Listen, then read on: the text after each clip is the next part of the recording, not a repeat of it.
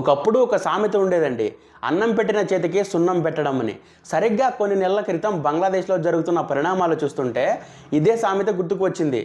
మన పొరుగు దేశం బంగ్లాదేశ్లో అల్లర్లు చెలరేగి ప్రభుత్వం మారిన తరుణంలో కొందరు భారత్ పట్ల విషం చుమ్మారు. భారత్కు చుక్కలు చూపిస్తాం, ఈశాన్య రాష్ట్రాలను కలిపే సిలిగురి కారిడార్ను కట్ చేస్తాం, భారత్ మాకు అవసరం లేదు అంటూ సోషల్ మీడియాలో రెచ్చగొట్టే మాటలు మాట్లాడారండి. ఆవేశం ఎక్కువైతే ఆలోచన తక్కువ అవుతుంది అన్నట్టుగా అప్పుడు ఆ మాటలు అన్నవారు ఇప్పుడు ఏ పరిస్థితుల్లో ఉన్నారో తెలుసా? నేడు పశ్చిమాసియాలో యుద్ధ మేఘాలు కమ్ముకున్నాయి. ప్రపంచవ్యాప్తంగా చమురు ధరలు ఆకాశాన్ని తాకుతున్నాయండి. డాలర్లు లేక విదేశీ నిల్వలు నిండుకొని బంగ్లాదేశ్ చీకటితో మగ్గిపోతుంది.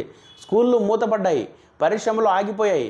ఇప్పుడు ఆ దేశానికి అమ్మ పెట్టదు, అడుక్కు తిననివ్వదు అన్నట్టుగా మిగిలిన ప్రపంచ దేశాల నుంచి బంగ్లాదేశ్కి ఏ సాయం అందడం లేదు. ఇలాంటి గండం వచ్చినప్పుడు కానీ అర్థం కాలేదండి.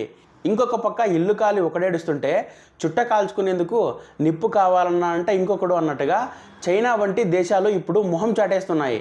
మన పెద్దోళ్ళు ఎప్పుడో చెప్పినారు కదండి, కాలం కలిసి రాకపోతే తాడే పామై కరుస్తుందట. కొద్ది నెలల క్రితం వరకు లండన్లో ప్రవాసంలో ఉండి ఇప్పుడు బంగ్లాదేశ్ పగ్గాలు చేపట్టిన తారిక్ రెహమాన్ ప్రభుత్వానికి ఇప్పుడు అదే పరిస్థితి ఎదురైంది. ఎన్నికల ప్రచారంలో భారత్ పట్ల కరుకుగా మాట్లాడిన వారు ఇప్పుడు గద్దెనెక్కగానే వాస్తవ ప్రపంచం ఎలా ఉంటుందో రుచి చూస్తున్నట్టున్నారు. పశ్చిమాసియా యుద్ధం పుణ్యమా అని చమురు సరఫరా ఆగిపోయిందండి. గూడు చెదిరిన పక్షిలాగా బంగ్లాదేశ్ ఆర్థిక వ్యవస్థ కుదేలైపోయింది. ఇప్పుడు తారిక్ రెహమాన్ సర్కార్కు అర్థమైందండి, దూరపు కొండలు నునుపు అని. నమ్మి చైనా వంటి దేశాల వైపు చూస్తే ఆపదలో ఎవరు రారని, అందుకే ఏ భారత్ పట్ల ఒకప్పుడు నిరసనలు తెలిపామో అదే భారత్ గుమ్మం దగ్గరికి వచ్చి ఇప్పుడు సాయం కోసం ఆర్జిస్తున్నారు. నోరు మంచిదైతే ఊరు మంచిదవుతుంది అన్నట్టు పాత గొడవల్ని పక్కన పెట్టి తారిక్ రెహమాన్ ప్రభుత్వం అధికారికంగా భారత్ను 50,000 టన్నుల అదనపు డీజిల్ కోరింది. భారతదేశంతో బంగ్లాదేశ్కి ఒక ఒప్పందం ఉందండి. ఆ ఒప్పందం ప్రకారం భారతదేశం ప్రతి సంవత్సరం ఫ్రెండ్షిప్ పైప్లైన్ ద్వారా బంగ్లాదేశ్కు 180,000 టన్నుల డీజిల్ని సరఫరా చేస్తుంది. అంటే 6 నెలల్లోపు కనీసం 90,000 టన్నుల డీజిల్ను బంగ్లాదేశ్ దిగుమతి చేసుకోవాలండి. రాబోయే 4 నెలల్లో తమకు అదనంగా 50,000 టన్నుల డీజిల్ కావాలని తారిక్ రెహమాన్ ప్రభుత్వం భారత్ను వేడుకుంది. అడిగిన వెంటనే మొదటి విడతగా 5,000 టన్నుల డీజిల్ని అస్సాం రిఫైనరీ నుండి పైప్లైన్ ద్వారా ఎగదోసింది మన ఇండియా. మహమ్మద్ యూనస్ నేతృత్వంలోని తాత్కాలిక పరిపాలనలో రాజకీయ మరియు ఆర్థిక సంబంధాలు దెబ్బతిన్నప్పటికీ బంగ్లాదేశ్ నేషనలిస్ట్ పార్టీ నేతృత్వంలోని కొత్త ప్రభుత్వం పునర్వ్యవస్థీకరణపై ఆసక్తి చూపుతున్నట్లు కనిపిస్తుంది.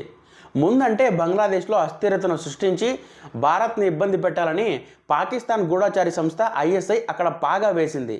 అక్కడ ఉన్న అతివాద శక్తులకు విద్యార్థి సంఘాల్లోని కొందరికి భారీగా నిధులు ఇచ్చి ఇండియా అవుట్ అనే విష ప్రచారాన్ని నడిపించింది. నోటికి బెల్లం కడుపులో కత్తెర అన్నట్టుగా భారీ ప్రాజెక్టులు ఆశ చూపి బంగ్లాదేశ్ను భారత్ నుంచి దూరం చేసే ప్రయత్నం చేసింది. ఇక బంగ్లాదేశ్ లోపల ఉన్న జమాతియే ఇస్లామీ వంటి కఠినత్వ సంస్థలు కుక్కతోక పట్టుకుని గోదావరి ఈదినట్టు ఈ శక్తుల మాటలు విని భారత్ను రెచ్చగొట్టాయి. పాకిస్తాన్ మాటలు విని మన సిలిగురి కారిడార్ని కట్ చేస్తామని విర్రవీగారు. కానీ ఇప్పుడు వాస్తవం బోధపడింది. పశ్చిమాసియా యుద్ధం వల్ల చమురు ధరలు పెరిగి దేశం చీకటిలోకి వెళ్తుంటే ఆశ చూపిన చైనా ఆదుకోలేదు, రెచ్చగొట్టిన పాకిస్తాన్ పట్టించుకోలేదు. అందుకే ఇప్పుడు ఇండియాతో ఏం శత్రుత్వం పెట్టుకుంటాంలే, దానికన్నా మంచి రిలేషన్షిప్ చేయాలని అనుకున్నారో ఏమో కానీ మార్చి 2026 మొదటి వారంలో మేజర్ జనరల్ రషీద్ ఢిల్లీకి వచ్చి మన జాతీయ భద్రతా సలహాదారు అజిత్ దోవల్తో కీలక చర్చలు జరిపారండి. దోవల్తో పాటు మన రా చీఫ్ పరాగ్ జైన్ మరియు ఇండియన్ ఆర్మీ మిలిటరీ ఇంటెలిజెన్స్ చీఫ్తో కూడా ఆయన విడివిడిగా సమావేశమయ్యారు. ఈ చర్చల్లో ఒక ముఖ్యమైన నిర్ణయం తీసుకున్నారు.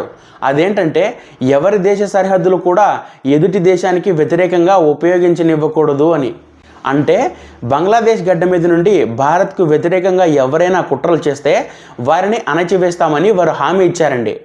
ఆగస్టు 2024లో ప్రధానమంత్రి షేక్ హసీనా పదవి పోయినప్పటి నుండి 2 పొరుగు దేశాల మధ్య కమ్యూనికేషన్ ఎక్కువగా జాతీయ భద్రతా సలహాదారులకే పరిమితం చేయబడింది. గత క్యాబినెట్లో NSAగా పనిచేసిన ప్రస్తుత విదేశాంగ మంత్రి ఖలీలుర్ రెహమాన్ పరివర్తన కాలంలో భారతదేశ NSA అజిత్ దోవల్తో సంబంధాలు కొనసాగించారని తెలుస్తోంది. తారిక్ నేతృత్వంలోని ప్రభుత్వంతో చేతులు కలపడానికి ఢిల్లీ తన సముఖతను మరింతగా వ్యక్తం చేస్తోంది. డిసెంబర్ 2025లో భారత విదేశాంగ మంత్రి S జయశంకర్ ఢాకాలో తారిక్ను కలిశారు. గత నెలలో తారిక్ ప్రమాణ స్వీకారోత్సవానికి లోక్సభ స్పీకర్ ఓం బిర్లా మరియు విదేశాంగ కార్యదర్శి విక్రమ్ మిస్రీలను పంపడం ద్వారా భారతదేశం తన ఉద్దేశాన్ని మరింతగా తెలియజేసింది. ఇవన్నీ కోపాలు కరిగిపోయినప్పటికీ అనేక దౌత్యపరమైన ముళ్ళు ఇంకా మిగిలే ఉన్నాయండి. 2024 విద్యార్థుల నేతృత్వంలోని నిరసనలని అణిచివేసినందుకు మరణశిక్ష విధించబడిన హసీనా ఇంకా మన దగ్గరే ఉందండి. ఈమె విషయంలో కూడా నిన్నటిదాకా భారత్ను విమర్శించిన నాయకులే ఇప్పుడు వాస్తవ పరిస్థితుల్ని చూసి స్వరం మారుస్తున్నారు.